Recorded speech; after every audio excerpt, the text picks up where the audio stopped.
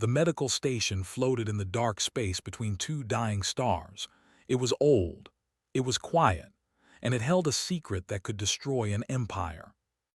Queen Velara stood before the glass window of her palace, watching the distant lights of her kingdom. Her wings folded tight against her back. Her compound eyes reflected the glow of 1,000 ships moving through the void. She was the most powerful being in the Velhari Dominion. She commanded armies. She controlled trade routes that stretched across half the galaxy. Leaders of other species bowed before her throne. But tonight she felt small. On her private screen, hidden from all her advisors and guards, she watched a feed from the medical station. The camera showed a small room with white walls and soft blue lights. 3 beds sat in a row. On each bed lay a small body. They did not move.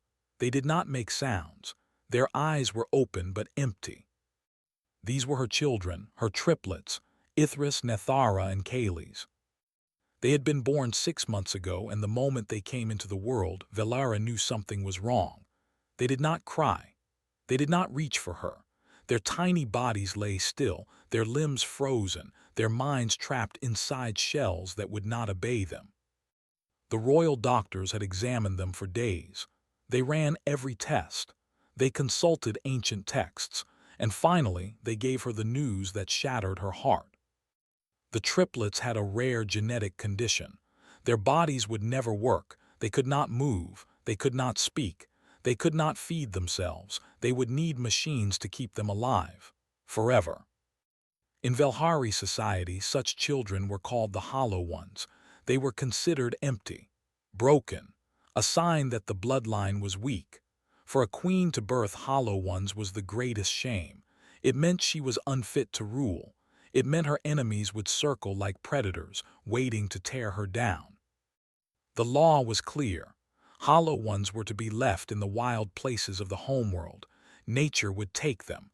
No one would speak of them again.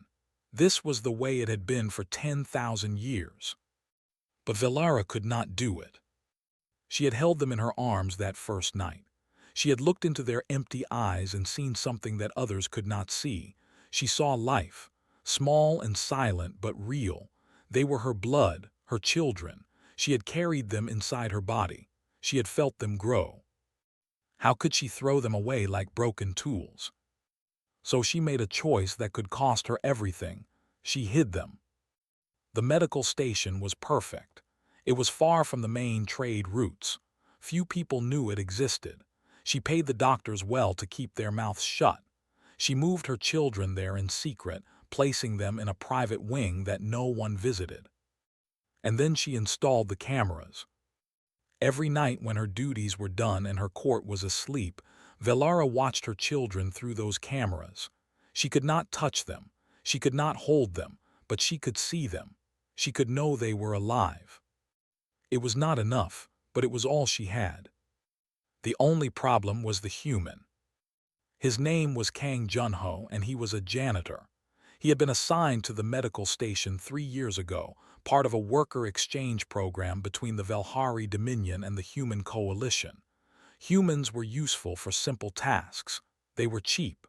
They did not complain. And most importantly, they were invisible. To the Velhari, humans were barely worth noticing. They were small, soft creatures with no claws, no wings, and no natural weapons. They had only been traveling among the stars for a few hundred years. They were bobbies compared to the ancient Velhari civilization. Junho cleaned the floors. He emptied the waste containers. He fixed small things that broke. He spoke to no one, and no one spoke to him.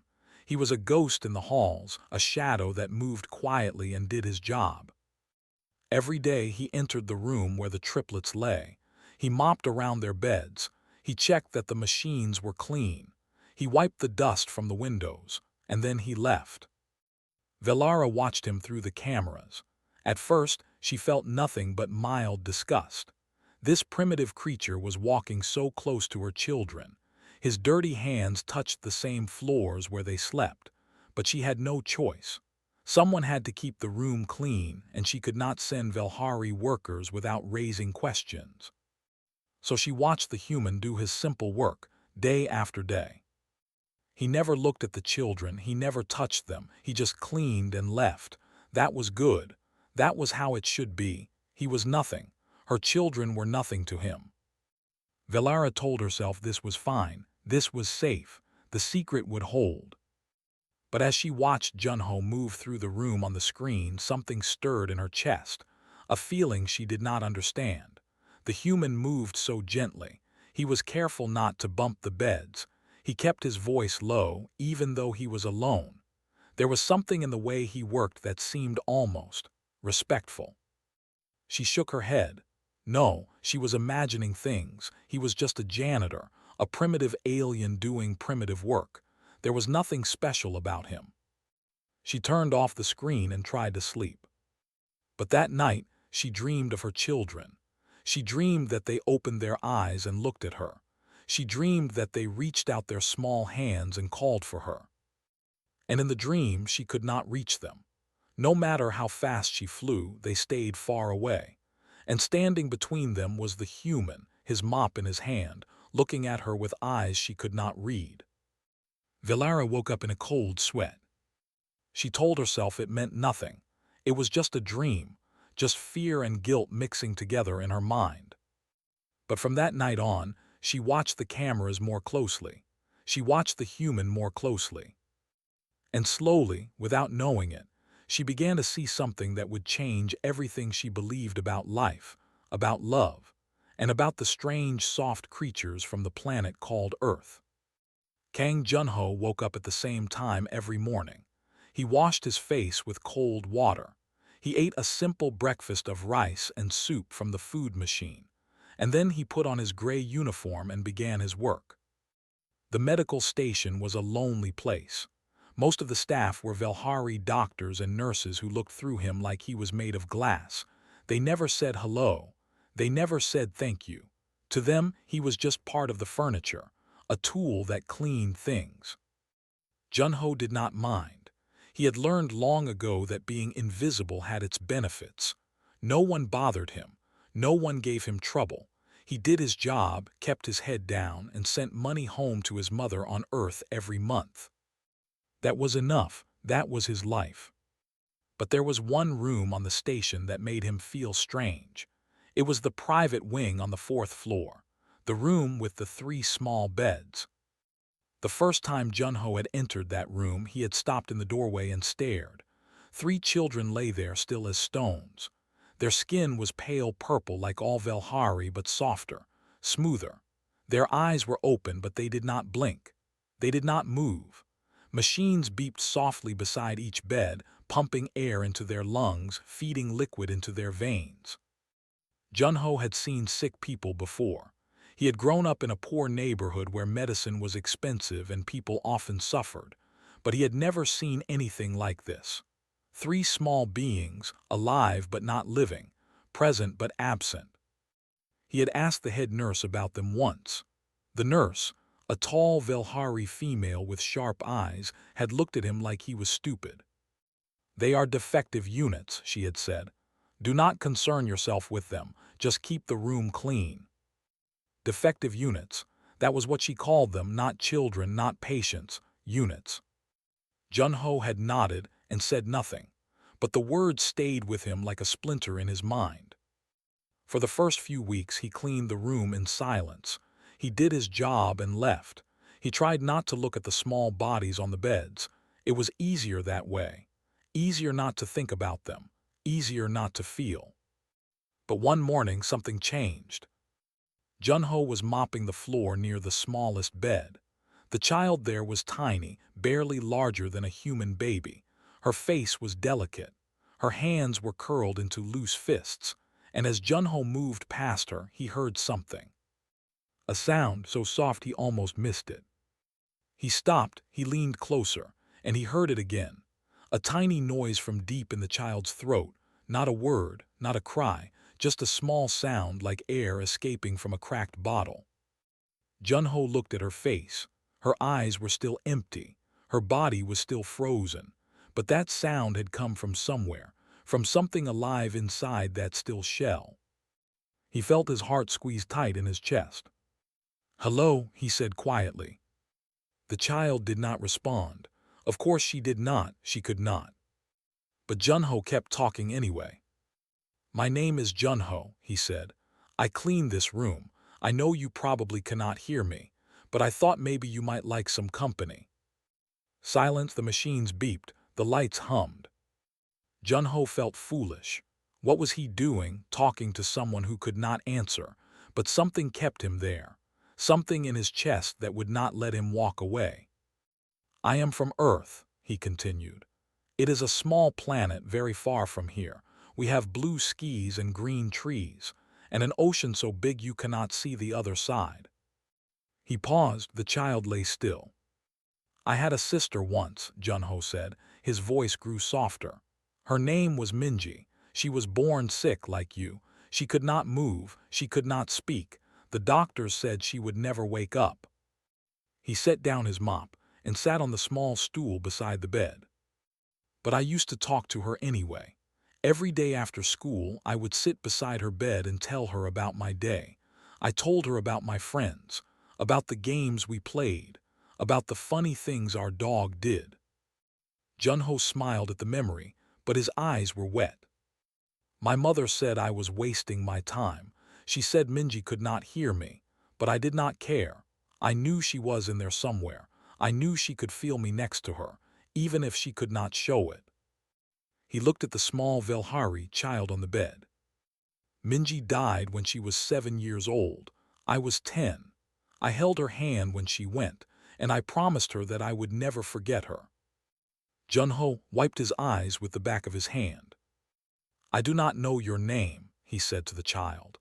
"I do not know if you can hear me, but I am going to talk to you anyway, because I think maybe you are like Minji.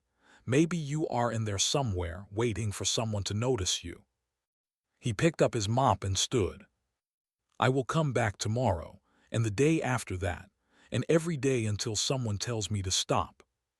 He finished cleaning the room and walked to the door. At the threshold, he turned back and looked at the 3 small beds. "Good night," he said softly. "Sleep well, little ones." And then he left. Far away in her palace, Queen Velara watched through the cameras. She had seen the human sit beside her daughter. She had seen his lips move, but the audio was turned off. She did not know what he had said. But she saw something in his face that confused her. Something that did not fit with what she knew about primitive species. She saw kindness. She saw sadness. She saw love. Velara leaned closer to the screen, her heart's beating faster. What was this human doing? Why was he talking to her children? What did he want? She did not understand, but for the first time in months, she felt something other than fear and grief. She felt curious. And so she turned on the audio and began to listen. The next morning, when Junho entered the room and said, "Good morning, little ones," Queen Velara heard every word. And her whole world began to crack open. 3 weeks passed, and every day Queen Velara watched. She watched Junho enter the room each morning with his cleaning cart. She watched him greet the triplets like old friends. She watched him talk to them while he worked, filling the silence with his gentle voice. At first, she told herself she was just being careful. She needed to make sure the human was not a threat. She needed to protect her secret. That was all. But slowly, something strange began to happen. Velara found herself looking forward to watching the footage. She would finish her meetings early. She would skip dinners with her advisors. She would rush to her private chamber and turn on the screen, eager to see what the human would do next. And he always surprised her. One morning, Junho noticed that the triplets' blankets had slipped down during the night. The room was cold because of the medical machines. Without thinking, he set down his mop and walked to each bed. Gently, so gently, he pulled the blankets up over each child. He tucked the edges around their small bodies. He made sure they were warm. Velara stared at the screen. In Velhari culture, only a parent or a bonded mate could touch another's child. It was a sacred act, an act of deep trust.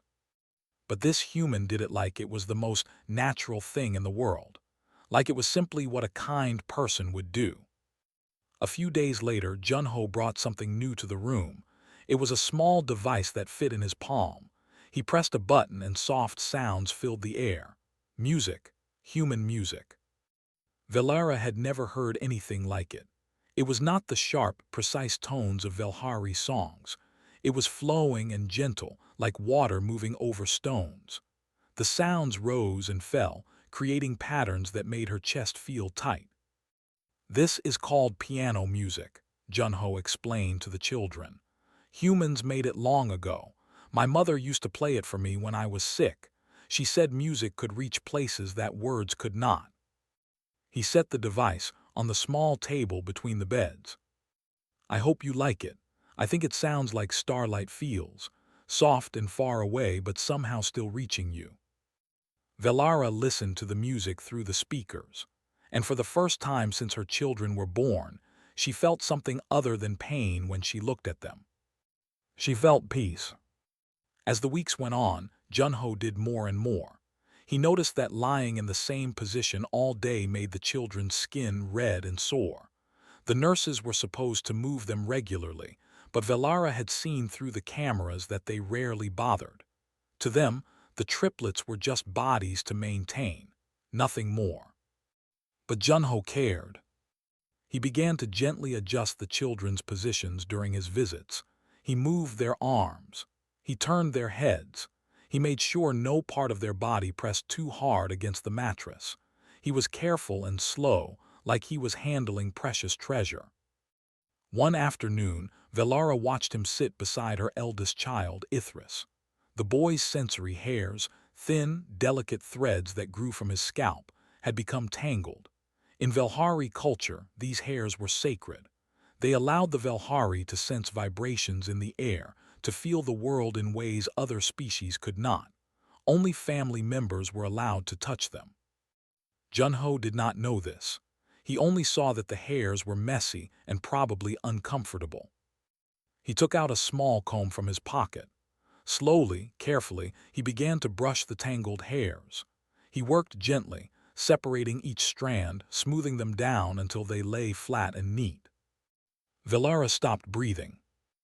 No one had touched her son's sensory hairs since the day he was born. She herself had been too afraid to visit, too afraid of being seen, and the nurses did not care enough to maintain anything beyond basic survival. But this human, this primitive, invisible janitor, was grooming her child like a loving parent would. Tears formed in Velara's compound eyes.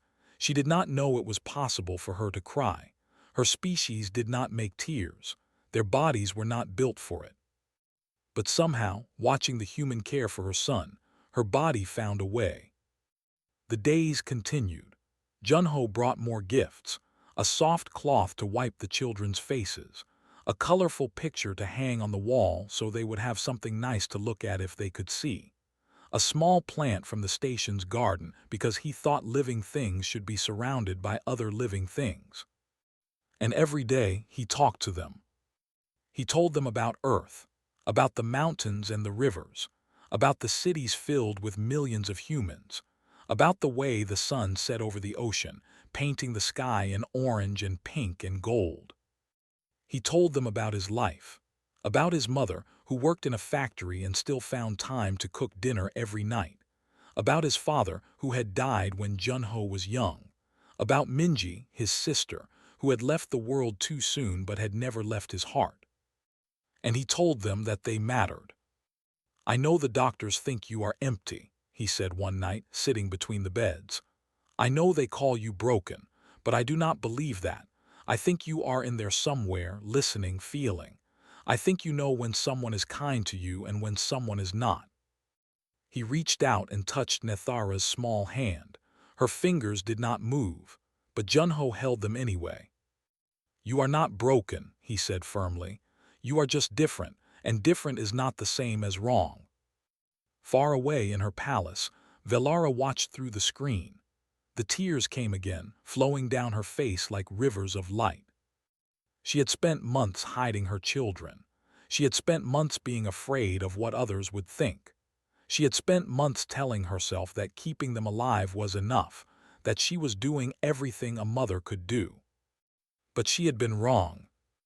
This human, this simple, quiet, invisible human, was showing her what love really looked like. It was not about status. It was not about fear. It was not about duty.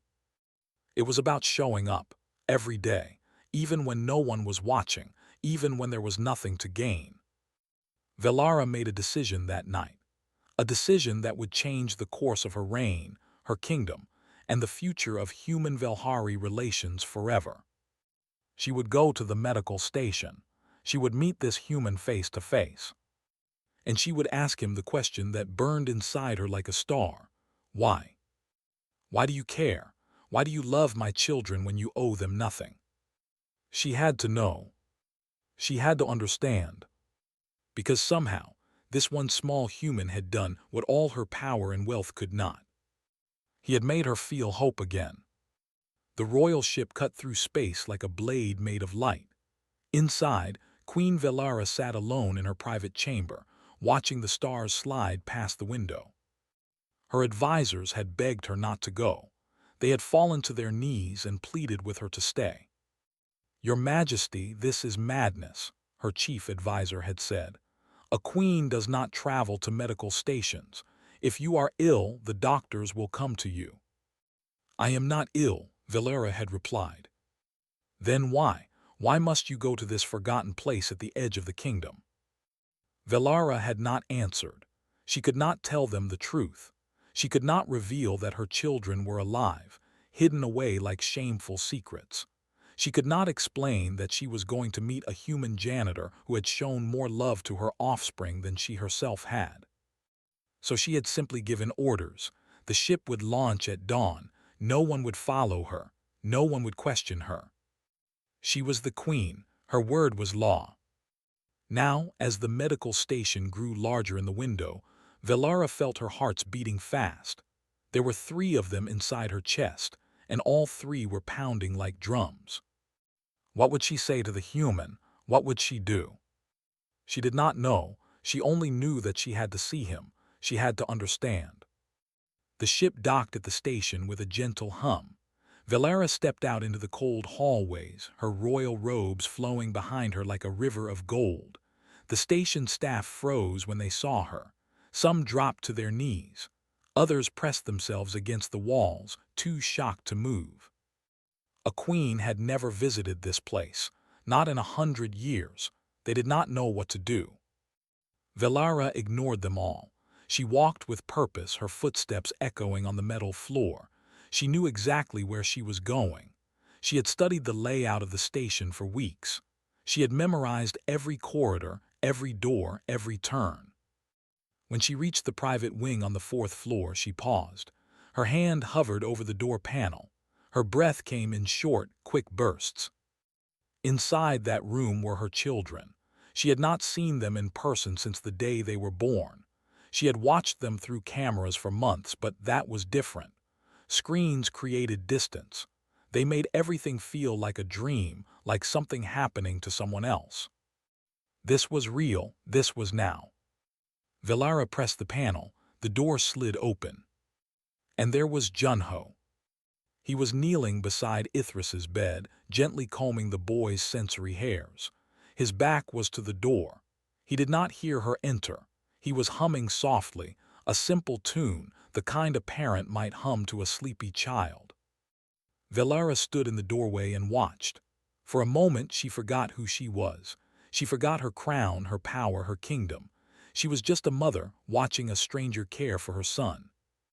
Then Junho turned. The moment he saw her, his face went white. He jumped to his feet so fast that he knocked over his stool. He fell to the floor, pressing his forehead against the cold metal. "Your Majesty," he gasped. I did not know. I am sorry. Please forgive me." His whole body was shaking. Velara could smell his fear. It was sharp and sour, filling the small room like smoke. She understood why. To touch a royal child without permission was a crime punishable by death. He had been grooming her son's sacred sensory hairs. By Velhari law, she could execute him on the spot. But Velara did not want to execute him. She wanted to understand him. "Rise, human," she commanded. Junho lifted his head, but he did not stand. His eyes were wide with terror. "Please," he whispered. "I did not mean any disrespect. They seemed lonely. No one ever talks to them. No one ever touches them except to change their tubes. I thought maybe they were sad. I thought maybe." "Rise," Velara said again, softer this time. Junho slowly got to his feet. His legs were shaking so badly that he had to hold onto the bed for support. Velara walked toward him. She was much taller than him. Most Velhari were twice the height of humans. She could have crushed him with one blow of her clawed hand. He was small and soft and fragile. But somehow he did not seem weak to her. "You have been caring for these children," she said. It was not a question. Junho nodded, unable to speak. "Why?" The question hung in the air between them. Junho swallowed hard. He looked at the triplets, then back at the queen. "Because they deserved it," he said quietly. "Because no one else was doing it." Velara felt her heart clench. "They cannot thank you," she said. "They cannot give you anything in return. You gain nothing by helping them. You risk everything. Why do you do this?"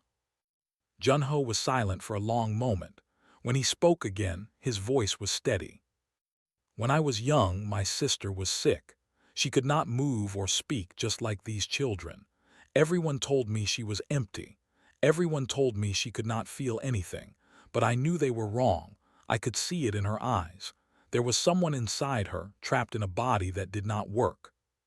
He looked at the triplets with soft, sad eyes. "Every day I sat with her. I talked to her. I held her hand. I told her that I loved her, and when she died, I was with her. I was holding her hand when she took her last breath." Tears were running down his face now, but he did not wipe them away. "After she died, I promised myself something. I promised that I would never walk past someone who needed help. I would never pretend that people did not exist just because they could not speak or move.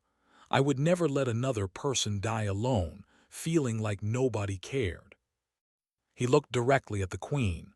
For a moment, his fear seemed to disappear. "These children are alone. They are helpless.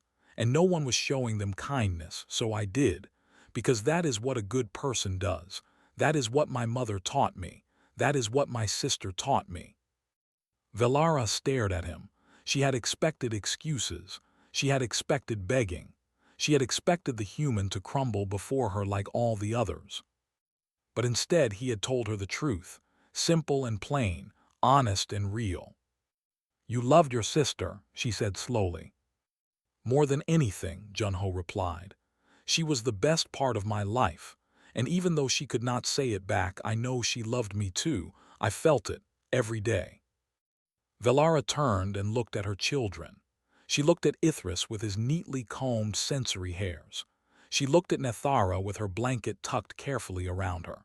She looked at Kales with the small plant sitting beside his bed, its leaves green and bright.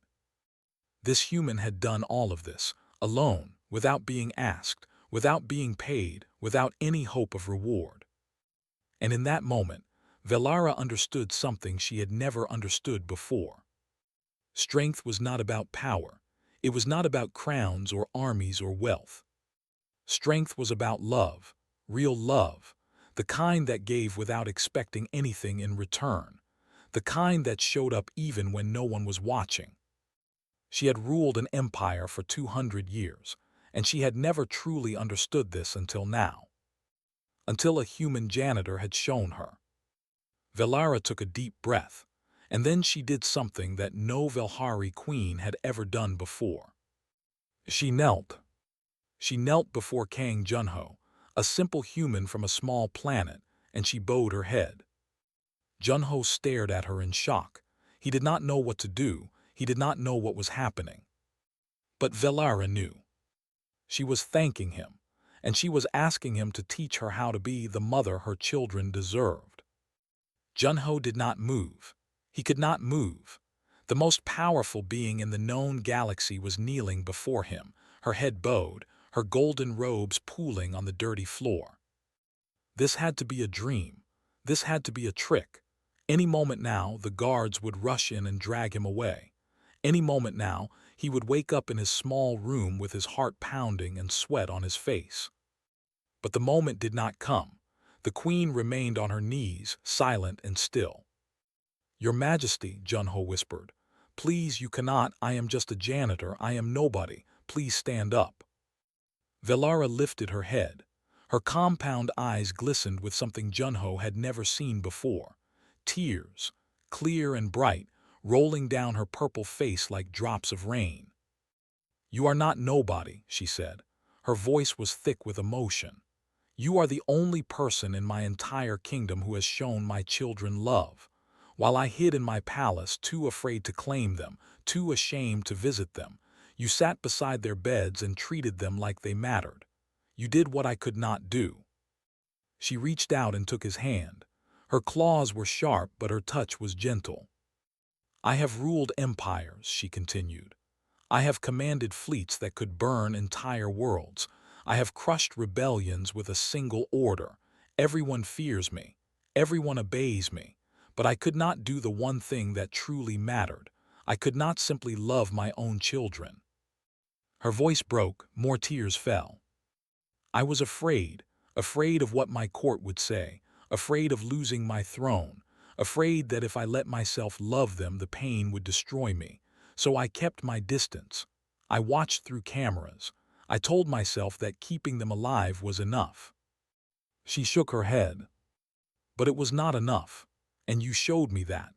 Every day I watched you enter that room. Every day I watched you talk to them, touch them, care for them. And every day I asked myself the same question: why does this human do what I cannot?" She looked into his eyes. "Now I understand. You do it because you have something inside you that I had lost. Something my people have forgotten over thousands of years of building our empire." "What is that?" Junho asked softly. Velara placed her clawed hand over her chest, where her 3 hearts beat beneath her skin. "Heart," she said, "true heart, the kind that loves without reason, the kind that gives without counting, the kind that sees a broken creature and thinks not about what it can offer but about what it needs." She finally rose to her feet. She was tall again, towering over Junho, but there was no pride in her posture now. Only humility, only gratitude. "Kang Junho of Earth," she said formally, "I have a request." Junho bowed his head. "Anything, Your Majesty." "Teach me," Velara said. "Teach me how to be a mother to my children. Stay here in this room and show me what you do. Show me how you talk to them. Show me how you touch them. Show me how you love them without expecting anything in return." Junho looked at her in surprise.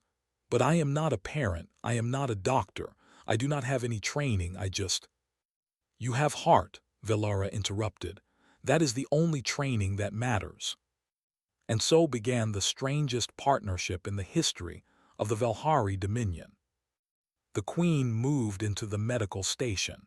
She canceled her meetings. She ignored the panicked messages from her advisors. She told her court that she was on a private retreat and was not to be disturbed. Every day, she sat beside Junho as he cared for the triplets. She watched everything he did. She listened to every word he said. At first, she was awkward. She did not know how to hold her children without hurting them. She did not know what to say when she sat beside their beds. Her voice was stiff and formal, like she was giving orders to soldiers. But Junho was patient. He guided her hands, showing her how to be gentle. He encouraged her to tell stories, to share memories, to simply talk like she was speaking to friends. "They do not care if your words are perfect," he told her. "They only care that you are here, that you are trying." Days turned into weeks. Weeks turned into months. Slowly, Velara changed. She learned to brush Ithris's sensory hairs without being afraid. She learned to sing to Nethara in a soft voice, ancient Velhari lullabies that she remembered from her own childhood. She learned to hold Kalis's small hand and tell him stories about the stars, about the world she had visited, about the wonders of the universe. And as she learned, something miraculous happened. Her fear began to fade. Her shame began to melt away. In its place grew something new, something warm and bright and strong. Love, real love, the kind that Junho had shown her, the kind that did not need anything in return. One day, Velara was sitting beside Nethara's bed, humming a soft tune when she noticed something. The smallest triplet's eyes were moving, not randomly like before, but with purpose. They were following Velara's face. "Junho," she whispered, "look." Junho hurried over. He watched as Nethara's eyes tracked her mother's movements, left, right, up, down. "She sees you," Junho said, his voice filled with wonder. "She knows you are here." Velara's heart nearly exploded with joy. She leaned closer to her daughter, tears streaming down her face. "Hello, little one," she said. "I am your mother. I am so sorry I took so long to come to you, but I am here now, and I will never leave you again." The news spread across the Velhari dominion like wildfire. The queen had children, hidden children, hollow ones that she had refused to abandon, and a human janitor had taught her how to love them. The reaction was not what Velara had feared. Yes, there were whispers. Yes, there were those who called her weak, who said she had brought shame upon the throne. Some advisors resigned. Some nobles withdrew their support. But far more stood by her. Common Velhari, the workers and farmers and ordinary people of the kingdom, saw something different. They saw a mother who loved her children so much that she was willing to risk everything. They saw courage, not weakness. They saw a queen who was finally showing her people what it meant to have heart. And they saw the human. Stories of Kang Junho spread through every corner of the Dominion. The primitive alien who had cared for royal children. The janitor who had taught a queen to love.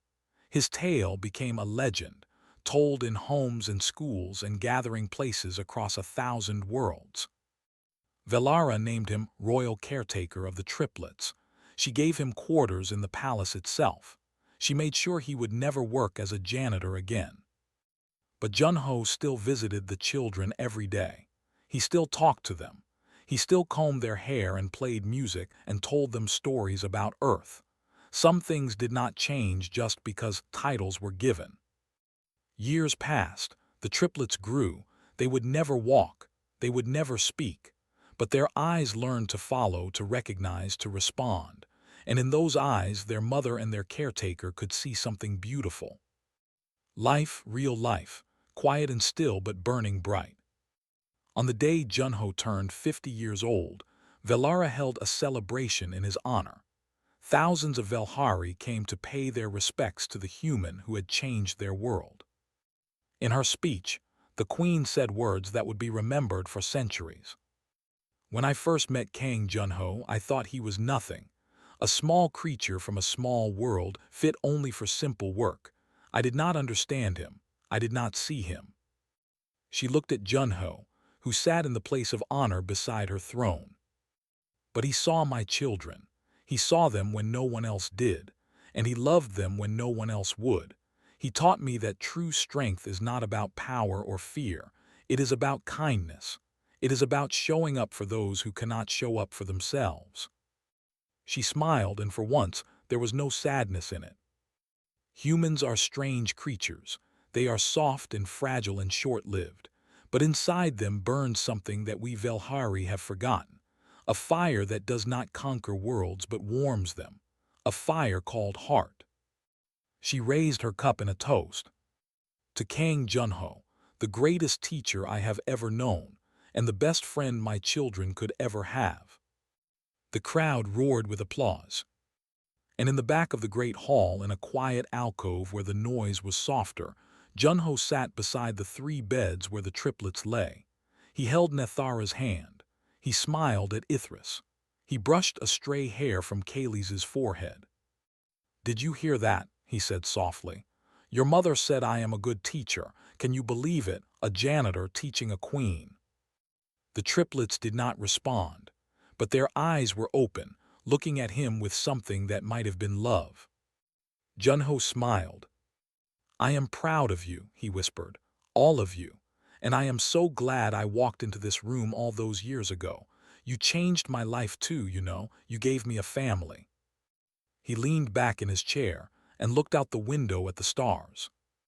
Somewhere out there, on a small planet called Earth, his mother was looking up at the same stars. And somewhere in the great beyond, his sister Minji was watching over him. "I hope you are happy, Minji," he said quietly. "I hope you can see what I have done. I kept my promise. I never let anyone die alone. I never stopped caring." He closed his eyes and smiled. And in the quiet room, surrounded by the children he loved and the stars he had traveled to reach, Kang Junho felt something he had not felt in a very long time. Peace. Complete and perfect peace.